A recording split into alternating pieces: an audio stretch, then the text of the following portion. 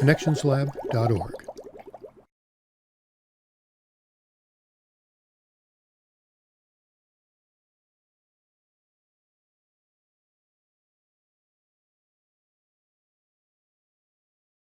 Ken has spanned the Democratic world from local precincts to the inner sanctum of the DNC. He's also the first state party chair to make framing an official part of state framing or state party activities. And he had pretty much the biggest hand in helping Connections Lab get where it is today. And he is also, I think you're still the host of the DFL Debrief podcast, which is kind of fun. And even if you're not from Minnesota, you can have some fun with that. You go onto the Minnesota DFL website and find links to that. I wanted to begin by talking about President Biden. I think we have to go back to LBJ or even FDR to find a president who's passed such substantive legislation. And we have also not seen a president being such a natural framer for a while. The State of the Union was amazing. I think if you haven't watched it, you have to watch it. It's like watching I don't know, like a reality show that you actually want to watch. So there's that. And it was chock full of ready-to-eat messages that we can all use. I think paying attention to what Joe Biden says and his expert communications crew that he's had and continues to have, even now that two top people have left, they're still doing great work there. So check it out.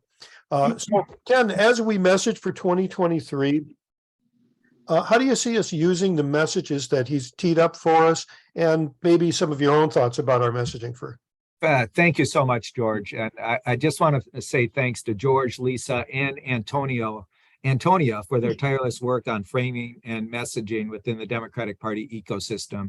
You know, as you have all heard me say before, none of us are as smart as all of us. And what I really appreciate about the work that George and Lisa and Antonia and all of you are doing is putting our collective minds together to think about how we can be more effective messengers. As you've heard me say before, that old adage that Will Rogers used to say, which is, he doesn't belong to an organized political party, he's a Democrat, is so true in many ways, but particularly as it relates to messaging. We're not always the best messengers, but I do want to say that the work that George and Lisa and Antonia are doing with the Connections Lab, not only in Minnesota, but around the country and with our Association of State Democratic Committees, is so critical to helping all of us, the everyday activists, the volunteers and party leaders, our candidates and elected officials, be more effective at really, truly encapsulating who we are as Democrats and what we're fighting for. And that,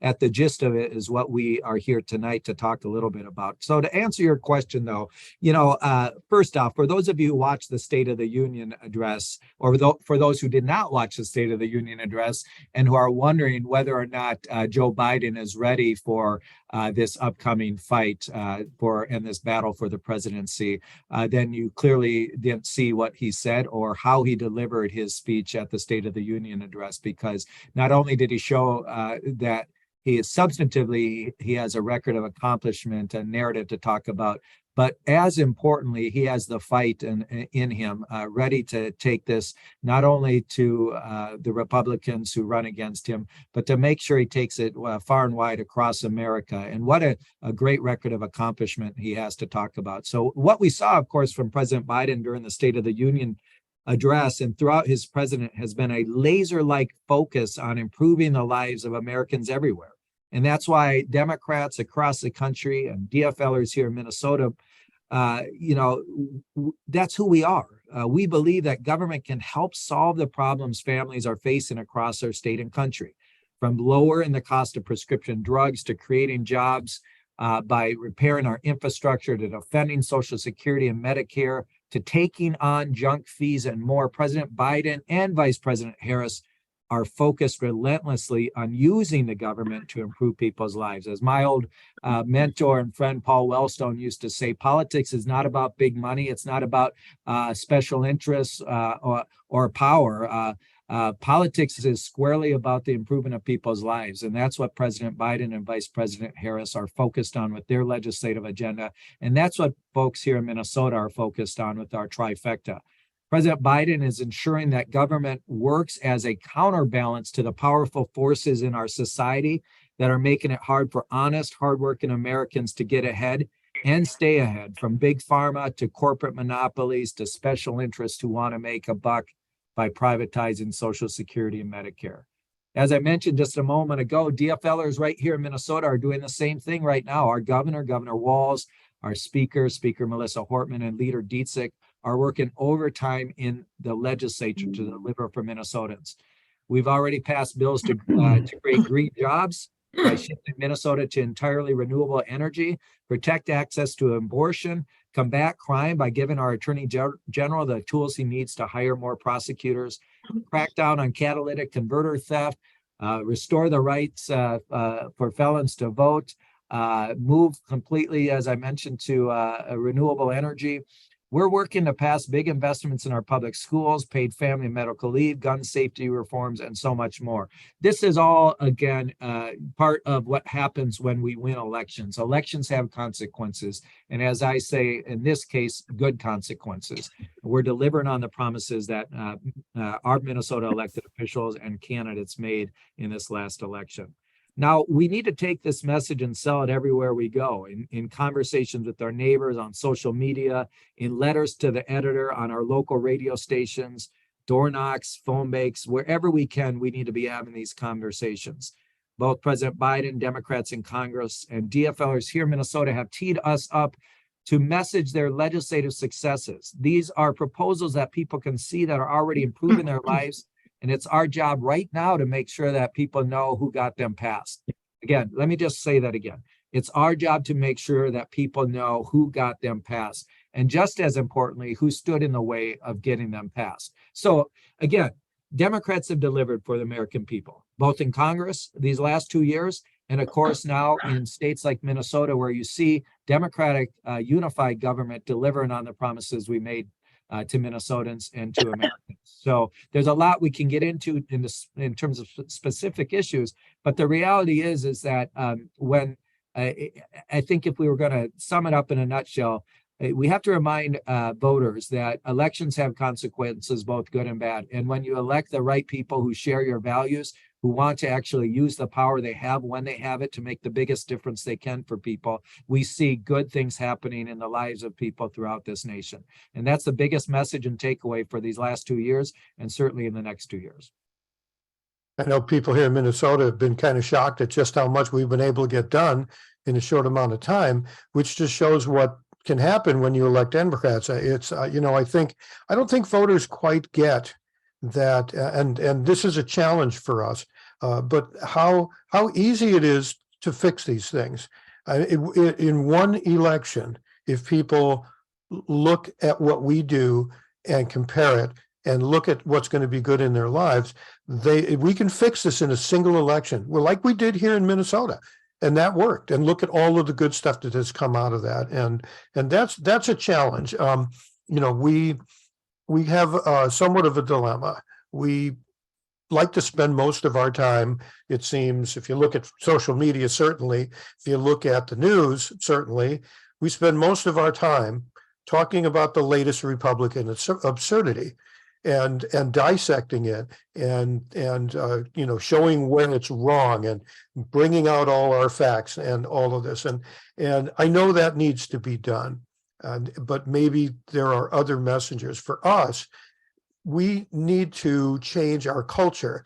And maybe, Ken, some thoughts on that. I mean, how do we make this, and you and I have talked about making this a state party thing, and Antonia and Lisa, we've all talked about this needs to come through the state parties because they're the organizations that are closest to the voters, closest to the candidates, the volunteers, the leadership. And, what thoughts might you have on changing our cultures in our various states to make this something that we do, that we stop doing the things that hurt us and start doing the things that help us? Well, I mean, are you talking about in terms of messaging or legislating or campaigning? No, Specifically in terms of messaging, like doing the strategic messaging that the Republicans are so good at.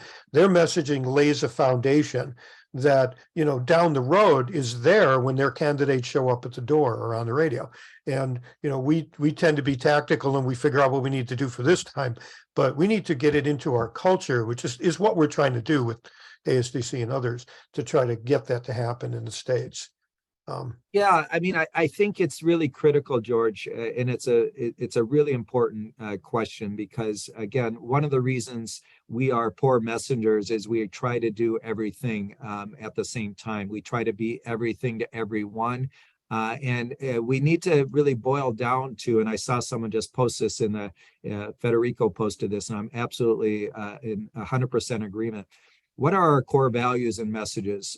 Who are we fighting for and why? It's what I said at the top end of this. What is the Democratic Party? And oftentimes, when I go around the country, people want to know, what is the message? You guys heard me say this maybe a few times ago. They want to know, what is the message of the Democratic Party?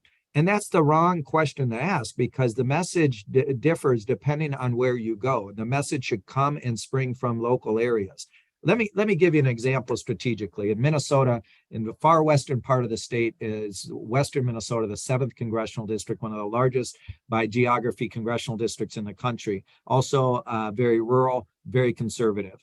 For 30 years, it was represented by a Democrat. It was the most Republican and conservative congressional district in the country represented by a Democrat. His name was Colin Peterson. He was the chair of the House Ag Committee and a blue dog Democrat.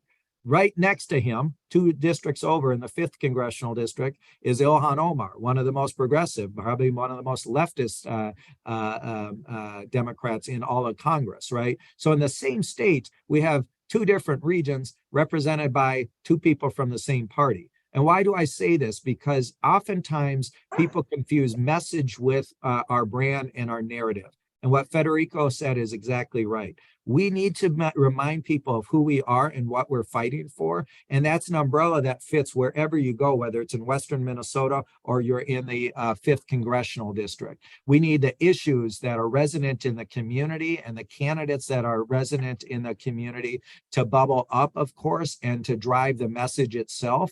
But that message should fit underneath of our umbrella, our narrative of who we are and what we're fighting for and why. And there's a difference there. And I think that's one of the keys, cultural things we need to change.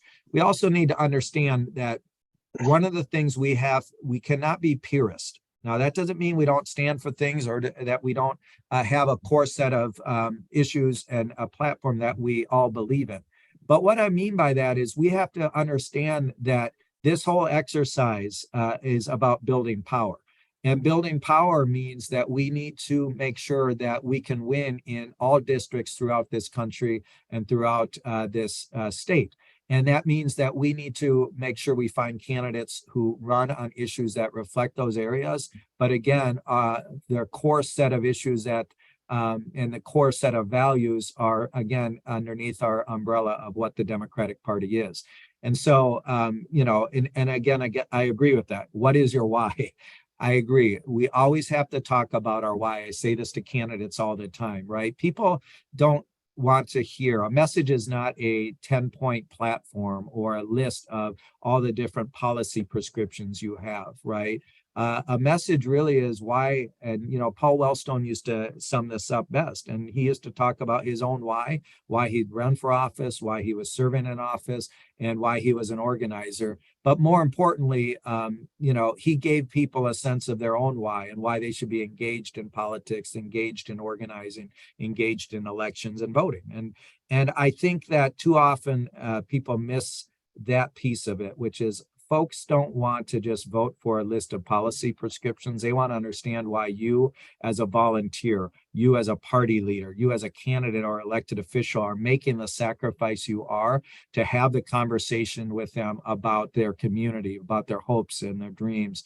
And that to me is a really critical piece of messaging, not just the why, but also understanding that there has to be a larger narrative that connects people in all parts of this state, in all parts of this country. And that is a huge cultural shift that I think is going to take some time to get people used to effective framing and messaging. And George and I and Lisa and Antonia and I have talked about this for for many months and years now, which is, we have to give candidates the leeway to run in the way that they can and need to in their district, but also help them effectively frame messages so they're not unconsciously triggering the wrong type of reaction from voters, right? Meaning that at the end of the day, we want to be debating within our frame and not within the Republican frame. And oftentimes, our Democratic candidates and even unwittingly, our party leaders and volunteers make the mistake of debating on their ground. Part of that means we have to shift that ground and frame, do exactly what George, Antonia, and Lisa are trying to teach us all, and be better messengers through making sure we're choosing the right frames and the right way to engage in this conversation. That's a lot said, so I'm going to shut up and take the next question. No, that's important. I mean, it's my feeling that when the candidate gets to the door, it gets a whole lot easier for them if we've already laid the groundwork. If our ideas are not something that's alien to the voter. And one of the problems that I've seen or one of the things that we're trying to solve is to make it so that when you ask a Democrat, what is a Democrat, that we all actually have a well-articulated answer to that. And it's something that, we feel it intuitively.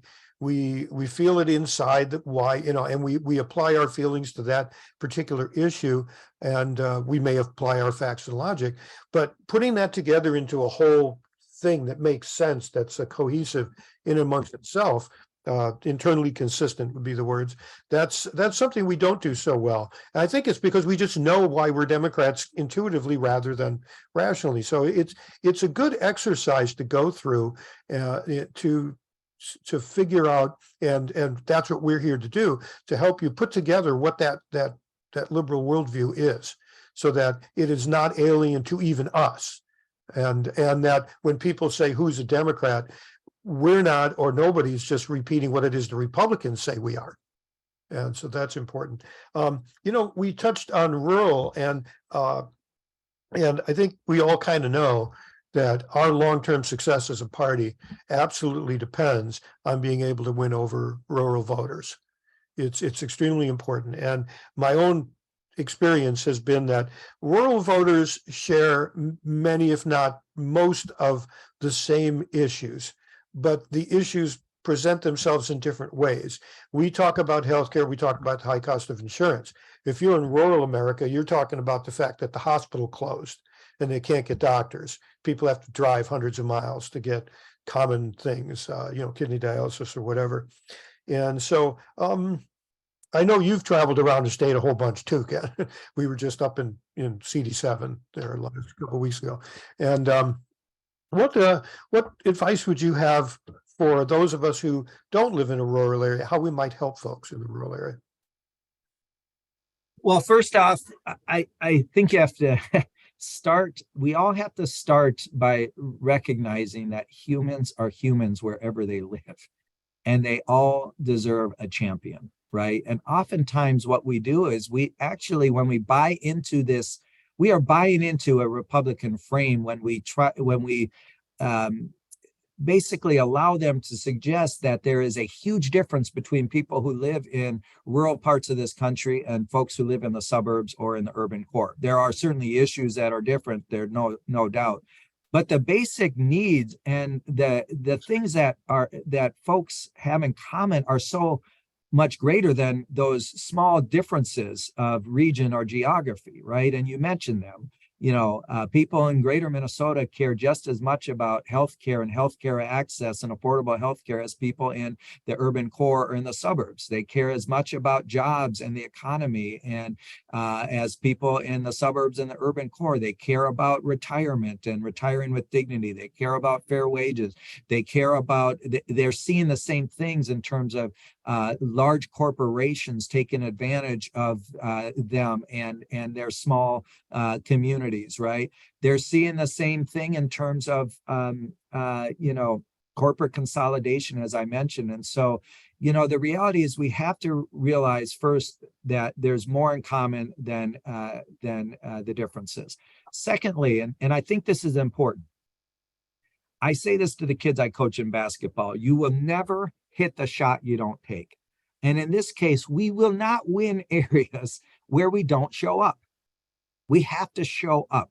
We need to be present on the ground, developing relationships with voters in rural areas that are focused on their dreams and their aspirations for their future. We need to remind them through both word and action that we haven't forgotten about them or their families, their livelihood, or their communities. There is a really good book. You've heard me talk about this before. It's called The Politics of Resentment by Dr. Catherine Kramer. And in that book, she studies the rural Trump voter after the 2016 election. She also studies the rise of Scott Walker in Wisconsin. Why is this important? Because Wisconsin was so much like Minnesota, this proud progressive state that with just one election cycle, where in 2010, where they elected Scott Walker and we elected Mark Dayton, you could see the dramatic difference both states took, the dramatically different paths both states took. The reality is that people in rural parts of that state are the same voters who probably voted for people like Fighting Bob La Follette, right, and other Democrats like Russ Feingold. Russ Feingold, and of course Herb Kohl and Tammy Baldwin, and you can go down the list of all these Democrats that represented that area over the years. Well, they're the same people, right? But we have to be there, showing them that we are still going to be their champion, right? And that we haven't forgotten about them. We're never going to turn a purple area or a red area to purple and eventually blue unless we are committing ourselves to competing in those areas and throughout the country and throughout each of our states. And guess what? We don't really have to win those areas. We just need to cut our losses by a few percentage points. Even the reddest counties throughout the nation have blue voters. Let me say that again. Even the reddest counties throughout the nation have blue voters. So the Rural Democracy Initiative is a group that I work with, and they showed that candidates who campaigned in this last election cycle in rural parts of their states turned those small gains into Democratic victories.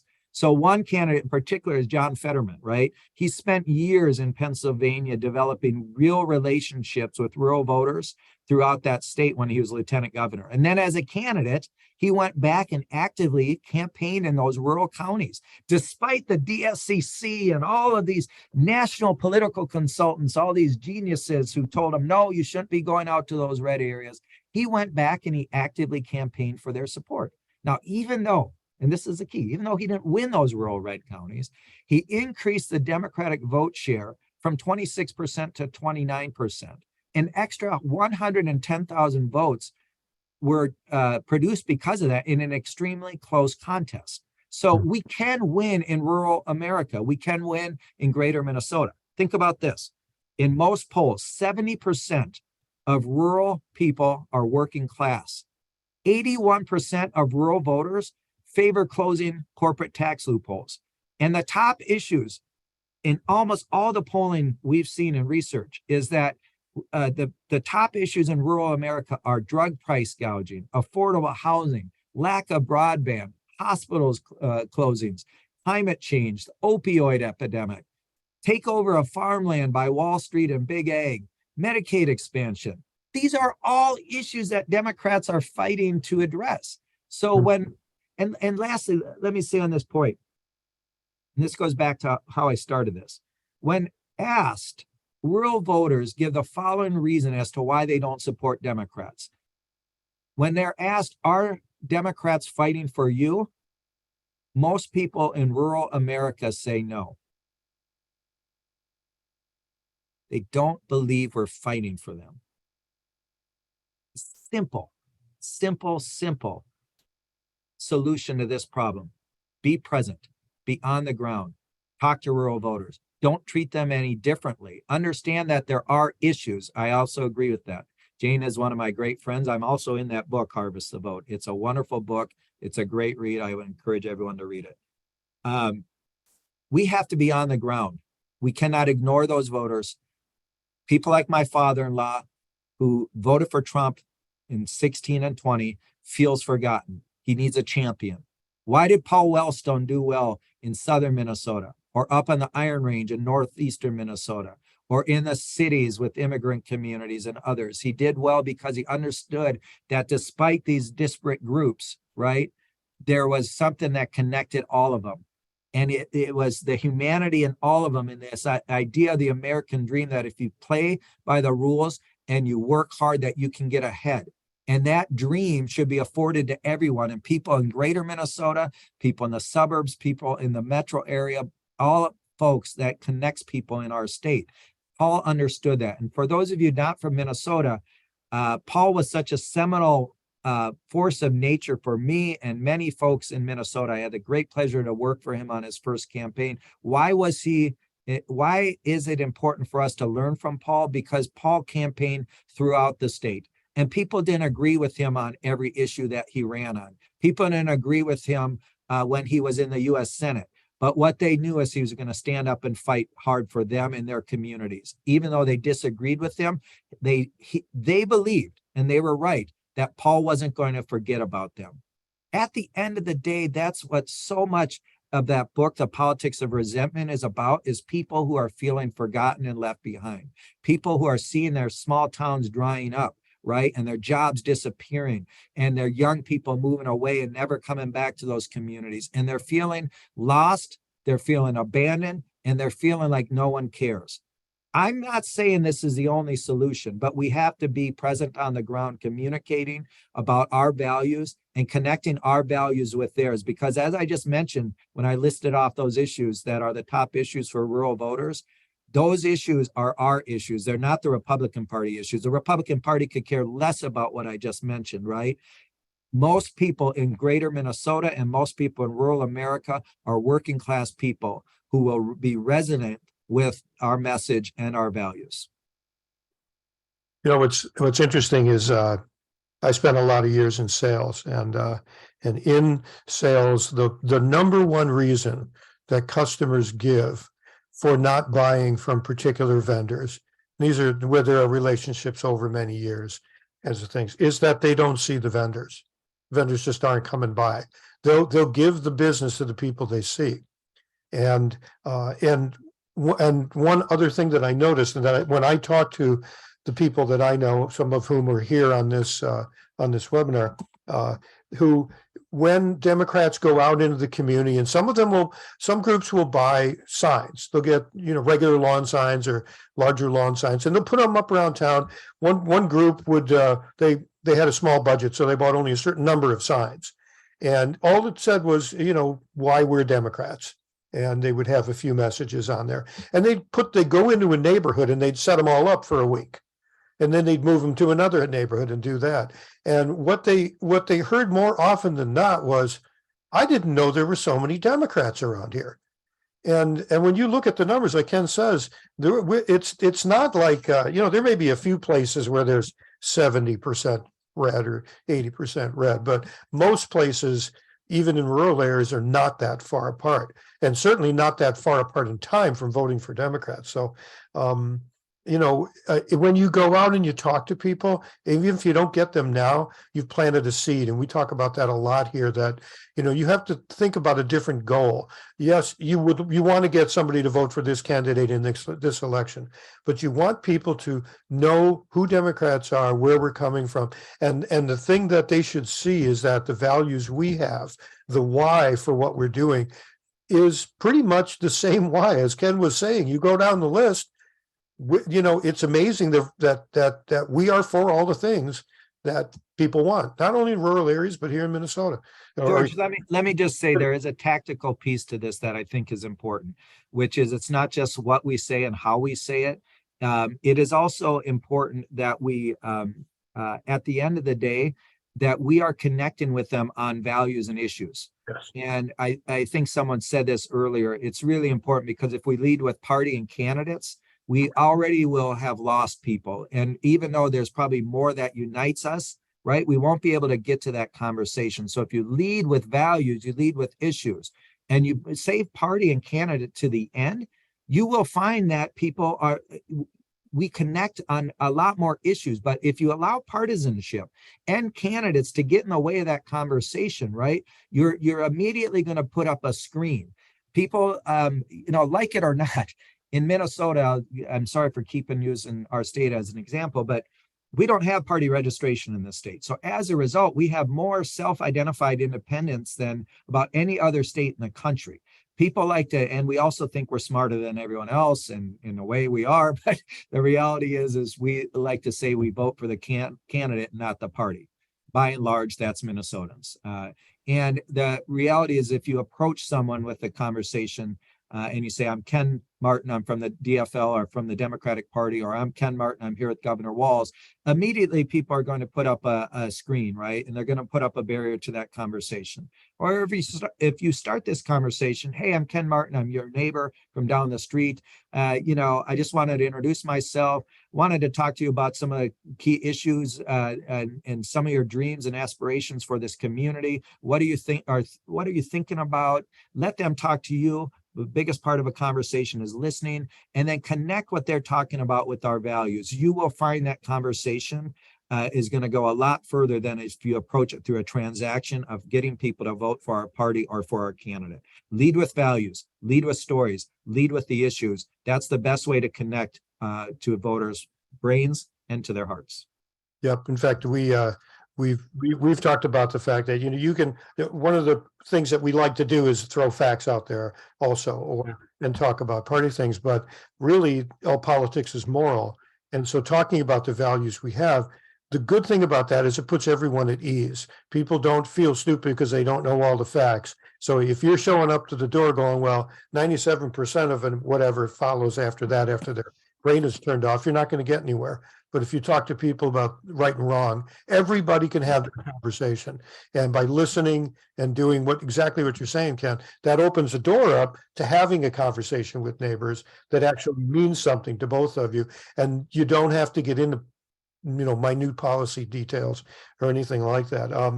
What we should probably do right now is Lisa, would you there's some questions in the chat that you want to bring up? Yeah, there's a couple in here. I want to, the first one here, first there's a comment and then there's a question. When the GOP toxic message boiler room generates a new anti-democratic frame, they immediately have a media echo chamber, TV, radio, billboards, pulpits, to push their frame into the public discussion and shape the messages that set the tone in the wider media ecosystem. The question is, how do we play catch up, finding ways to amplify our frame so they can be heard over the misinformation noise that the opposition pumps out 24/7? I don't have the answer to that. I mean, the problem is real, and it's been going on for some time. There's a great book called The Argument by Matt Bai. It was written in 2005, and it's really about the conservative right in this country who for 40 years has invested in all types of infrastructure outside of candidate and party, think tanks, talk radio, print publications, candidate recruitment and development, leadership institutes, all sorts of infrastructure pieces that were built in a way to essentially build their movement. We haven't invested in that in any real way, and most often we invest in it through candidates and through party. The problem with party is that most of our party committees in DC, as an example, are very myopically focused on the upcoming election. So they put all of their resource into building towards this upcoming November versus looking 2, 4, 6 years down the road or longer in terms of how we build the type of infrastructure that's going to do exactly what the Republicans are doing, right?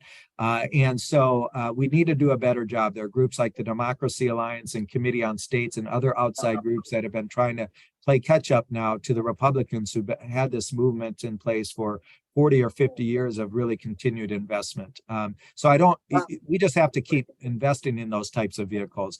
Two is something different than just all those things I mentioned was the misinformation and disinformation.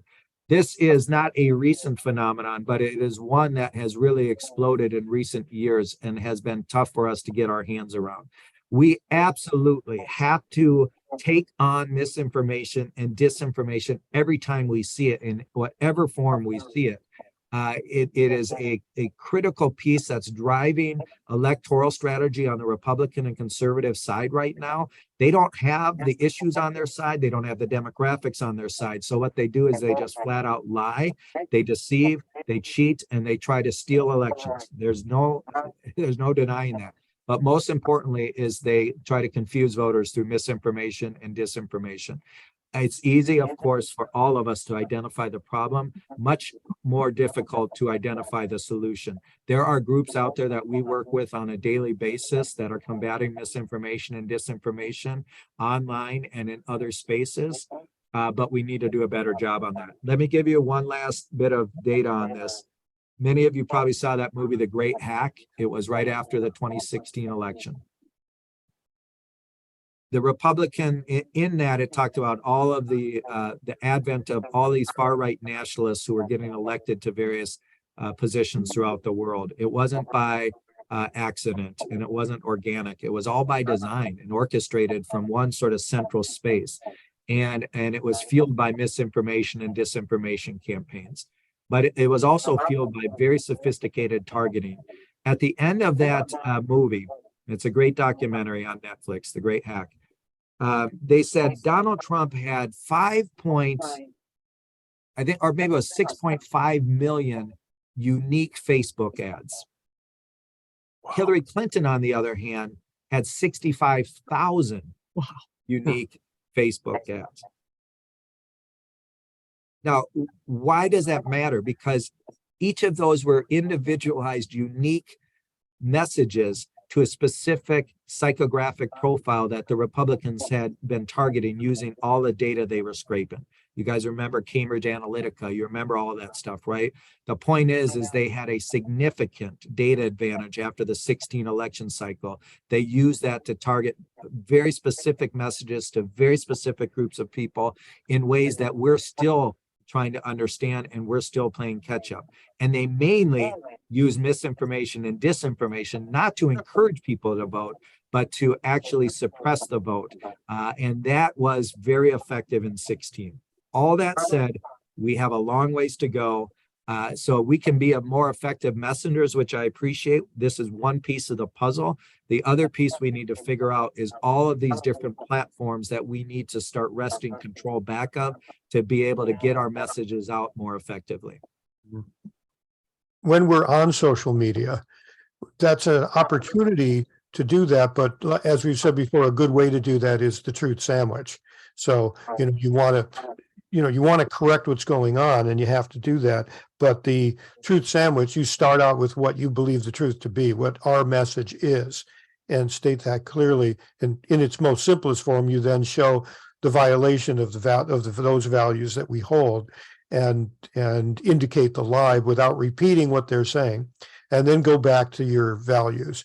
And, when I go on social media, I see people just complaining about what it is the Russians and the GOP together say, and not spending, nowhere in there is our message.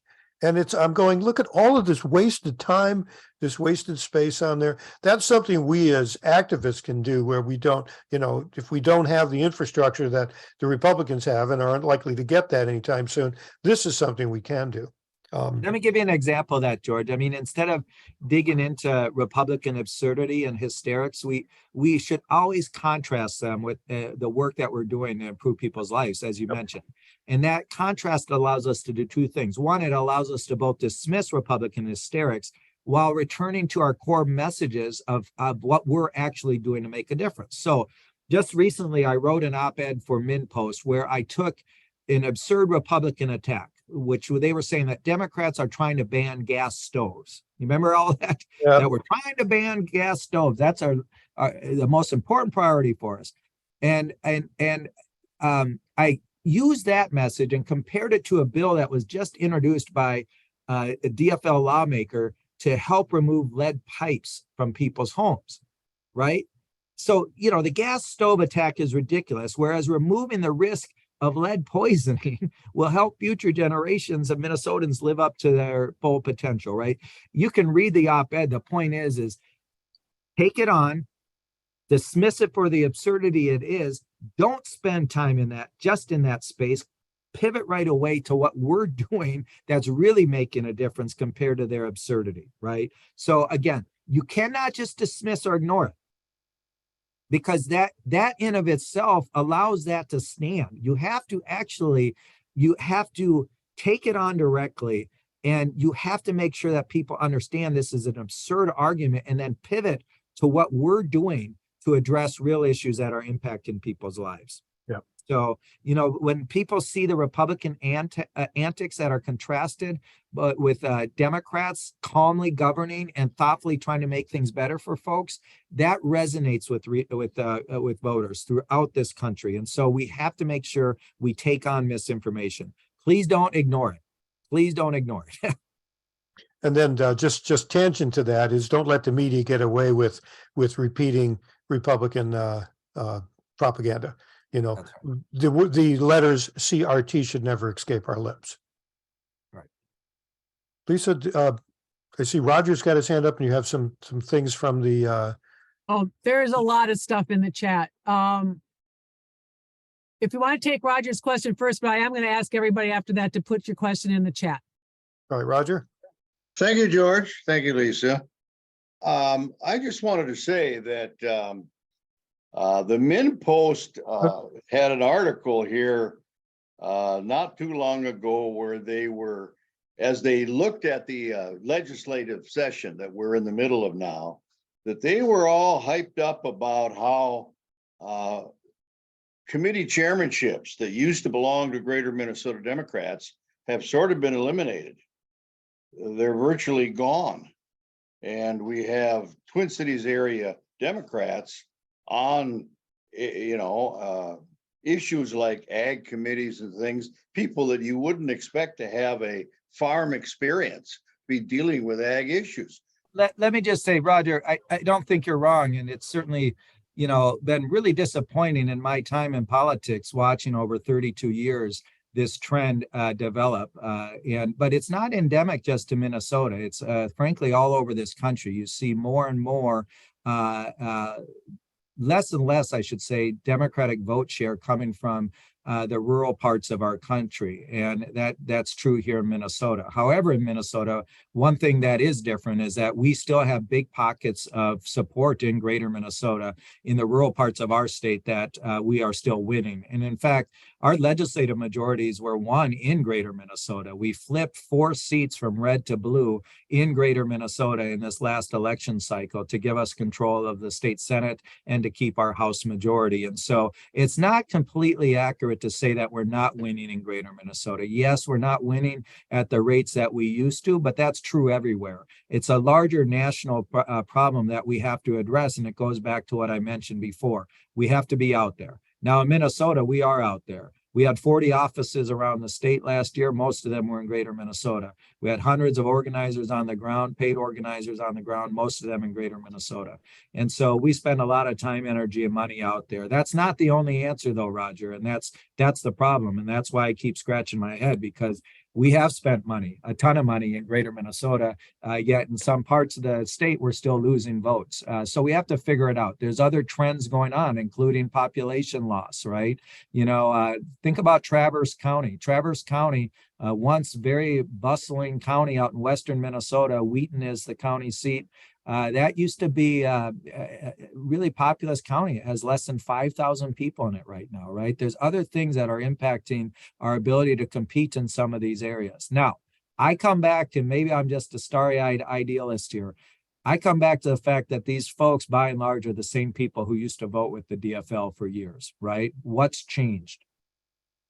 Their values haven't changed. Something's changed there. Once we can put our finger on it and figure out what that is, then I think we can really figure out how to get those people to vote back with the DFL. I think part of it, again, is people feeling lost, abandoned, and forgotten. We need to be out there, present in their community and campaigning more than we have before. That's part of the answer. There's a lot of questions in here, and I'm going to, we're running short of time. So I'm going to ask some questions that I don't believe Ken has addressed yet.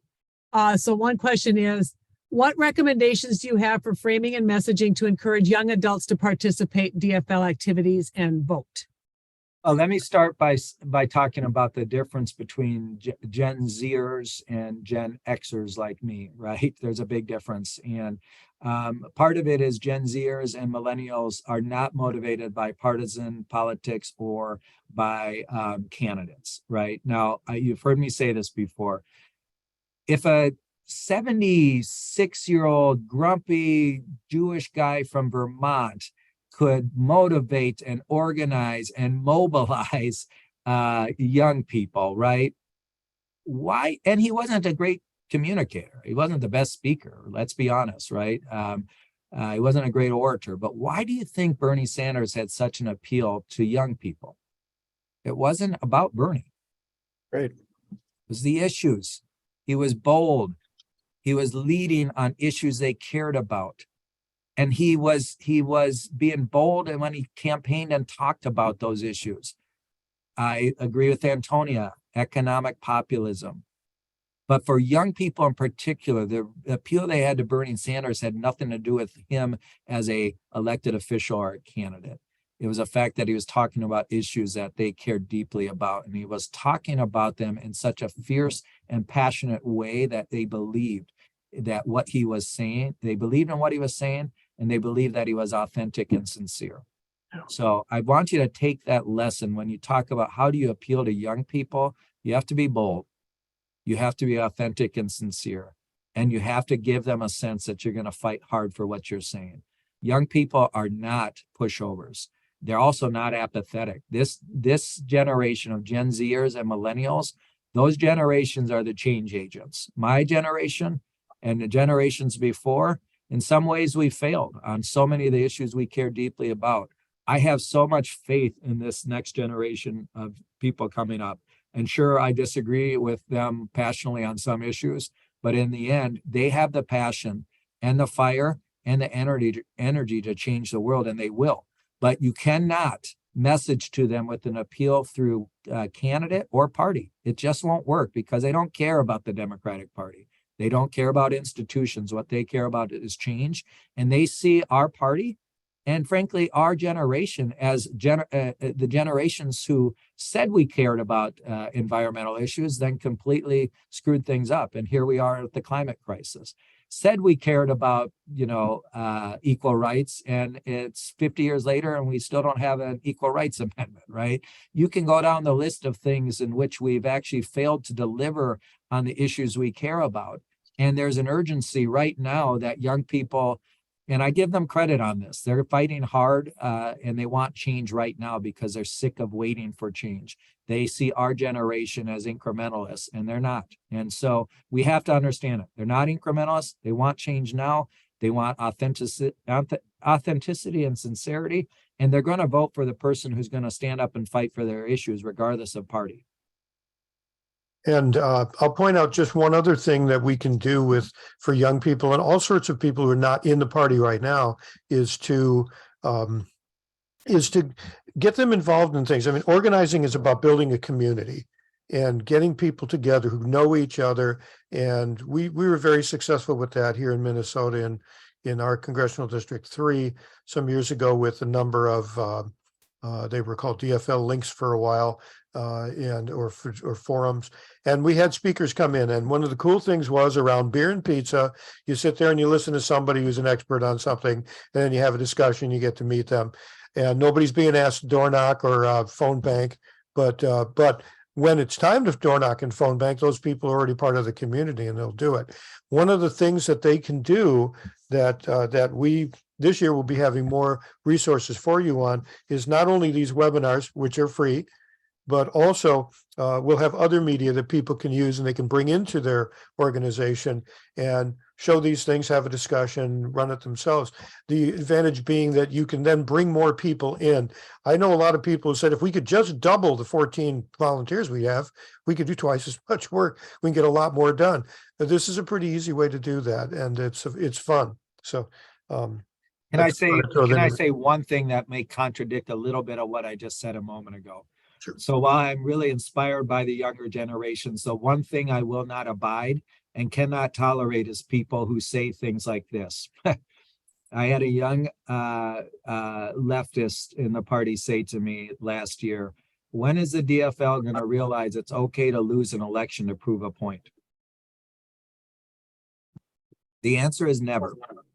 And that attitude is one of the reasons why we saw the Dobbs decision on June 24th.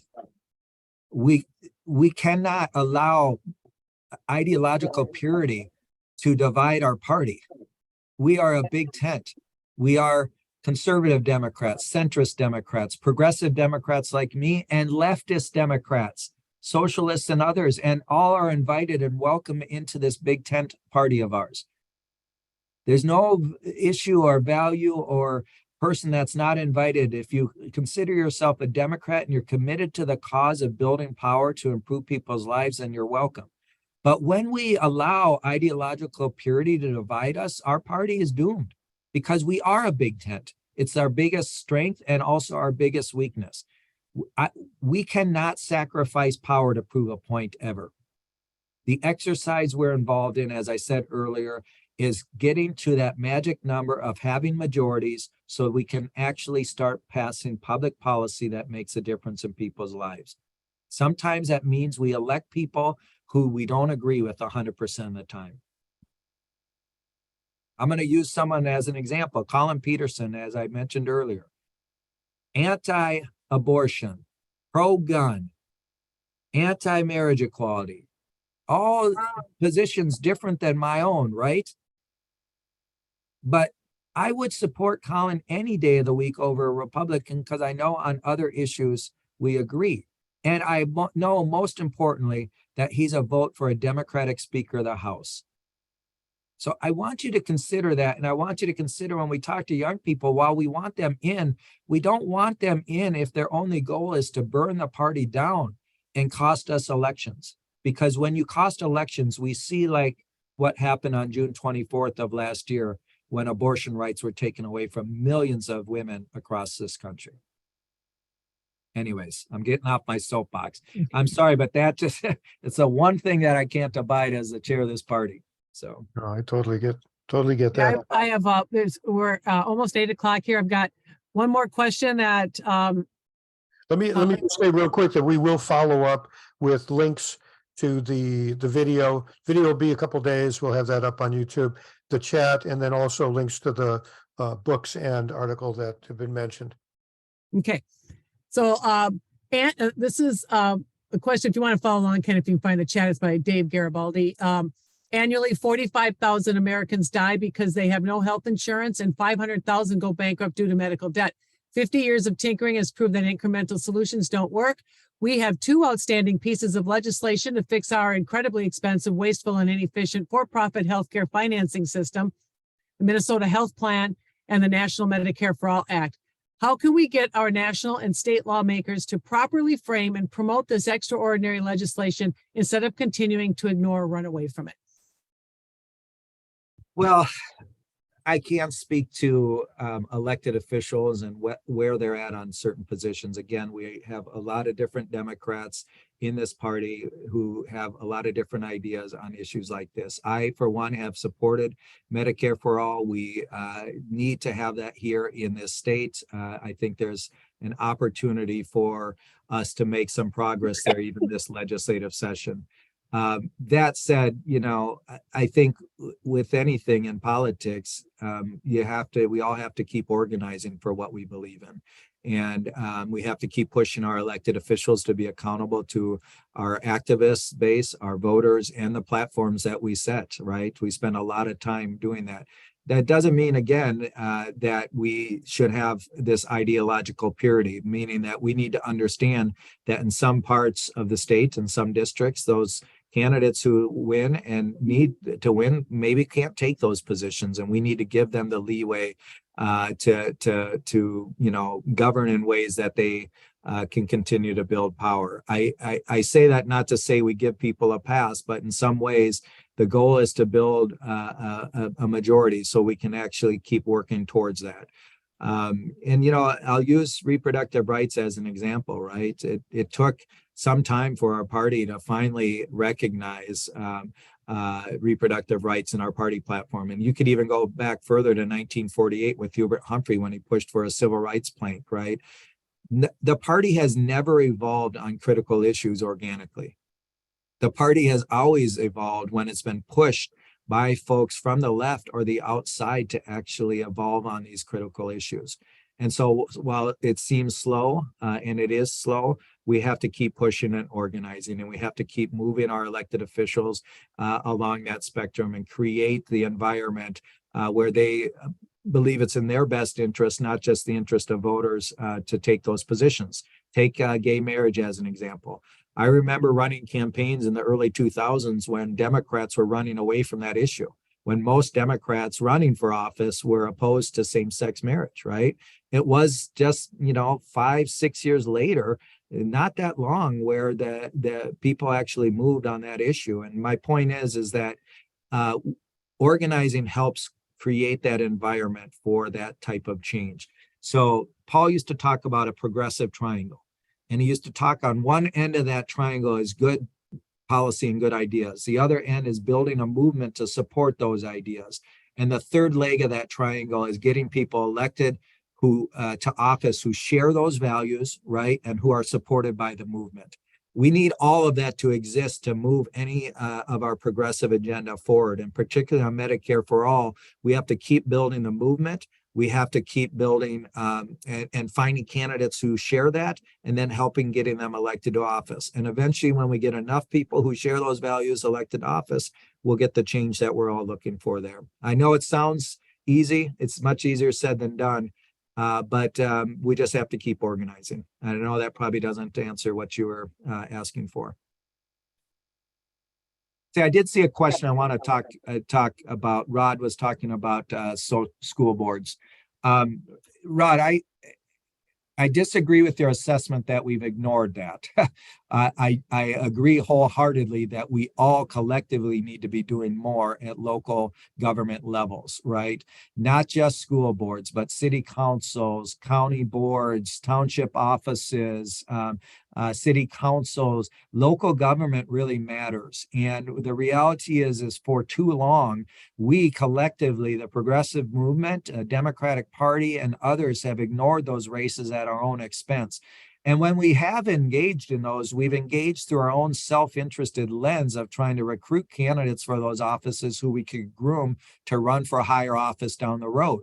The lens we have to see this in is the lens that we are getting, excuse my language, our asses kicked in these public policy arenas all throughout this country because we've ceded those offices to conservatives. So they have recognized, instead of fighting for Congress, which they're still doing, right? Maybe not instead, but while we're focused on federal races and state races and state legislatures, they're taking control of these school boards and other local government offices and then pushing a far-right dogmatic agenda. We have to be in those public policy arenas fighting back. We have, and we will continue to do that, Rod. I don't disagree with your assessment that we're losing those battles, but we have, all of us collectively need to start focusing more on those as we move forward. The state party here, we actually have led the charge around the country compared to other state parties on supporting candidates running for those positions and recruiting candidates to run for those positions. We need to continue to do a better job on that, no doubt. But to suggest we're doing nothing is not completely accurate, but I agree, there's always room that we could do more. So thank you for raising that. Let me just mention something on that whole school board thing too. First off, understand that this is not just school boards. This is, as Ken said, the Republicans realized that they went for our weak underbelly. They went for the spot where we weren't putting the effort in. In some places we have, and where we have, it's been somewhat successful. But this thing with crazy people showing up at the school board meetings and being threatening and even violent, this is something pretty new. It takes a lot of people to figure out just exactly what the response is. Some of it is what I know for a fact, Rod, that you and I and others in your Senate district spend a good deal of time going over and doing that. And really at the local level, we're the ones who know the school board candidates. We're the ones who know what's going on. We talked about the kind of messaging that we ought to do and the kind of messaging we ought not to do. And like I said, the word CRT were chosen by a Republican strategist specific, it had absolutely nothing to do with what's going on in the schools. It's a legal term. And, but he chose it because it was, the word critical sounds negative. The word race is red meat to the right, and the word theory to people on the right means opinion. And then and this guy said out loud, this is why I chose this word to use to distract everyone from it. And it's also easy to remember. And what is everybody doing? If people are using on the news, and even we are using the term chosen by a Republican strategist that isn't even what's going on.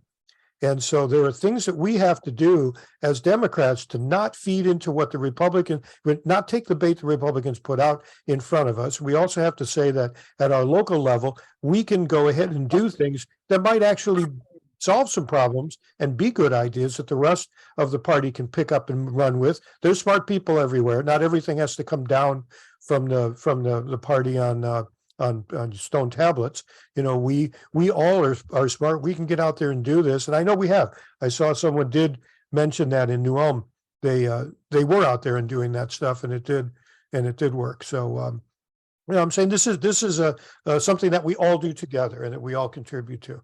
I don't know, I just thought I should mention. George, one of the things Kathy just mentioned in the chat is absolutely spot on. And, you know, most of these races are nonpartisan, and in Minnesota, and I think frankly around the country they are, and we can all leverage those resources, and are in some ways, I wouldn't say these are easier to win, but they're certainly not as expensive as some of these other races. And if we find the right candidates and organize around them, again, not through party, because these are nonpartisan, but certainly with party resources and other things, I think we can be successful in taking back some of these school boards.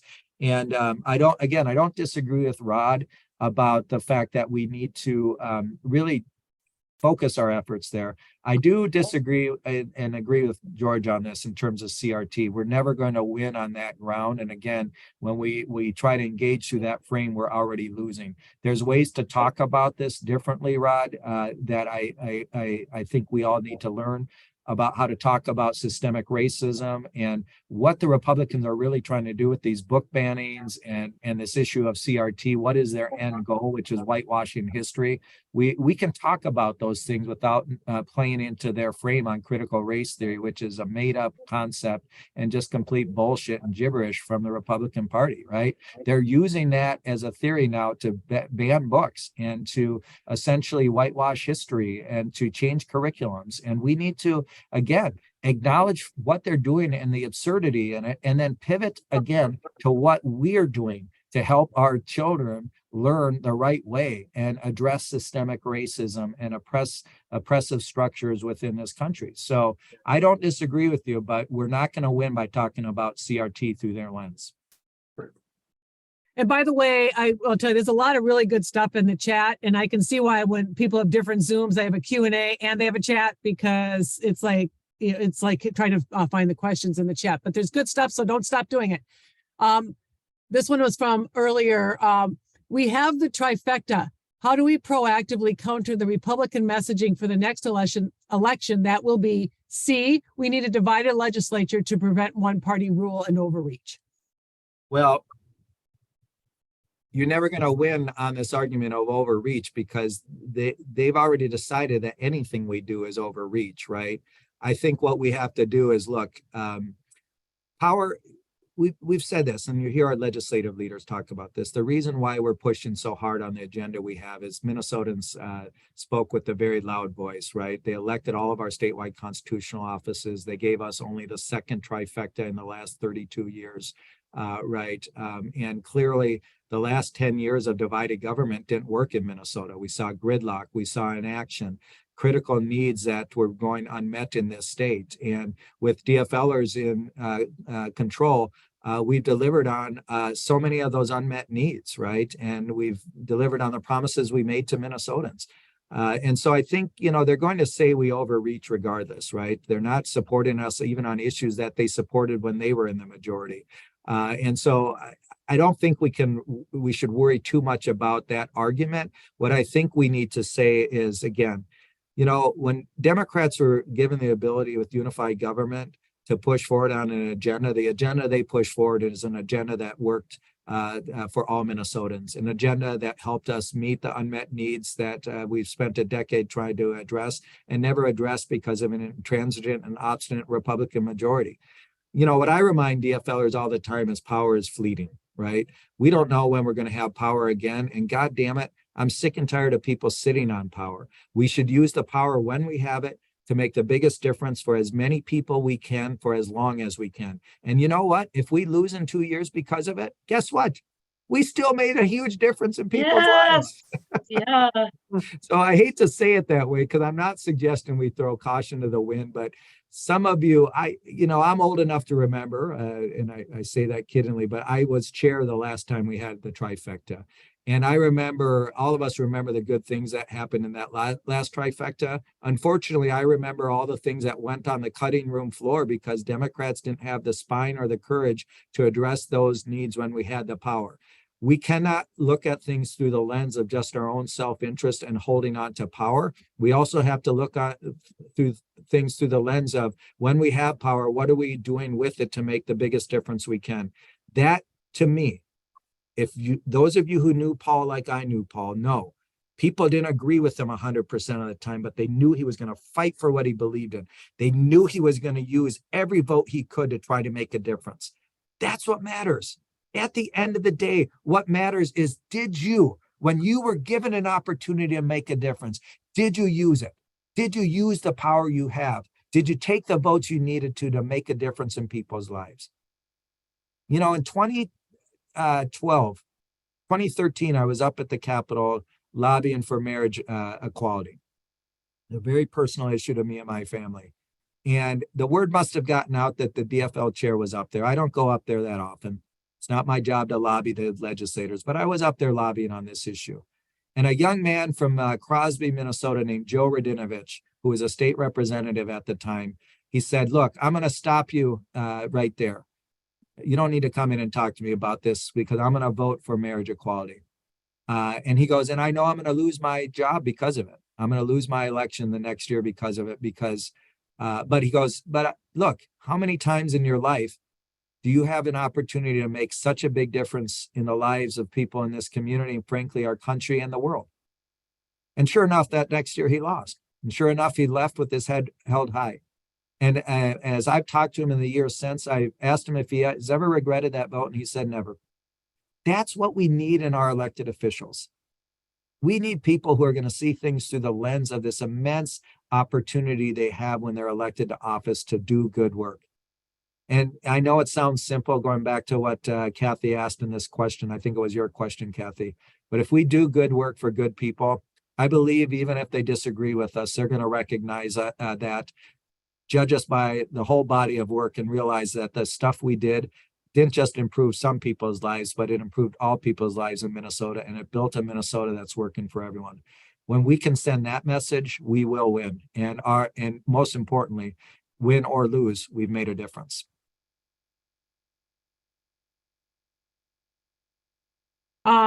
Let's take one more question because it's come up a couple of times. Please address the lack of progressive media platforms in rural areas. And I would actually say probably in all areas. Of course, the Republicans have us quite beat in this realm. Well, again, I'll just say it comes down to resource, money, and frankly, where our ecosystem, the progressive ecosystem, has really failed is not investing in the infrastructure. So again, we have focused so much of our money on winning elections. And I have said, and it's one of the reasons I'm so proud to lead not only this state party, but our state party association. State parties, we can't focus just on one election. Our job is to build long-lasting and durable political infrastructure.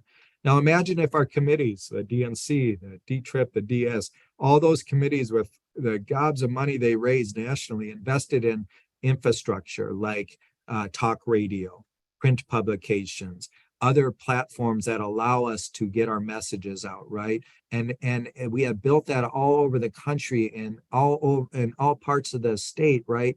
We would be we'd be in a much better place to actually get our message out. Now, I will say this, and this is this might not sit well with people, but I also think that I reject a little bit of the premise because I believe that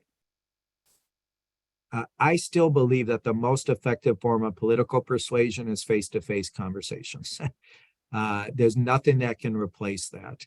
And so I certainly wouldn't want to go the other way, which is to invest all of our time, energy, and money in trying to build out these media platforms, right? Just to compete with the right-wing machine, where our secret sauce and our secret weapon, and the reason we continue to win elections here in Minnesota is because we invest in the ground game. And the Republicans have completely abdicated a personal, intimate conversation with voters face to face. That's what will win in the end. And so I don't mean to say it's an either or. It should be a both and. But if it was an either or, I know which one I'd pick, and that's talking to voters face to face.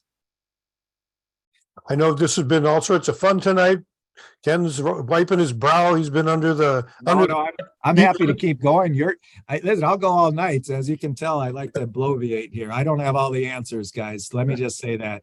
I'm just one guy. Many of you knew me when I was just a kid organizing here in Minnesota for Paul. I see a lot of friendly faces on here, people who I've seen on many different campaigns I've run over the years out in the field. And I don't have the answers. None of us do, but I just always appreciate a chance to connect with you guys.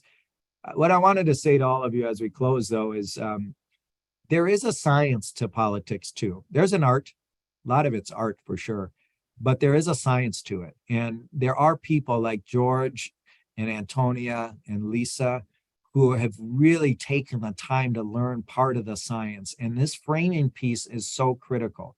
I find myself catching myself when I'm on TV or afterwards saying, God dang it, I'm doing exactly what I shouldn't do. And I think back to conversations that I've had with Antonia and George and Lisa, and just please, be their disciples, because they're the disciples of George Lakoff, who's a disciple of many other folks, right, who have taken the time to understand cognitively about how we message, right? That's the science part of it. Okay, and I really hope that you guys will do that. And I hope that you'll have me back. More importantly, if you need me ever in any part of your state, I'm happy to come, as you all know. Any part of the country, I'm happy to come. I just believe so much in what we're doing collectively. The fruits of the labor are on full display in states like Michigan and Minnesota and other states with the trifecta right now that are delivering on this long and overdue moment to deliver on a progressive agenda. So thank you all for hearing from me tonight. Thanks for your longtime support and keep fighting. That's all we can do. All right. Thanks, everybody, for popping in here Thank tonight. you. This has been Thank fun. you. Yeah, we'll get information out, and definitely read the chat. We will get the chat to you. Read it. It's great. There's really good ideas in there, stuff we didn't have time for. As usual, when Ken's on, ideas are flowing. So thanks, everyone. And thanks, Ken. Really appreciate you being here. Yes, thank you, everybody. Thank you, especially to Ken.